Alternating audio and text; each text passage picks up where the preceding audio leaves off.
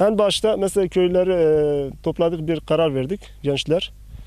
Ağır çalıştık. Bunu yaptık yani. Yani boyu hakkında 5-5,5'tır. O yuvasıyla beraber 6 metre oluyor. Hangi dönem? Mart ayında geliyor. Mart'ın başında. Ondan sonra gidiyor Ekim'de. Ekim'de buradan göç edip başka yerlere gidiyor. Mesela yaptığımız zaman iyi hoş, yani milletin hoşuna gitti yani.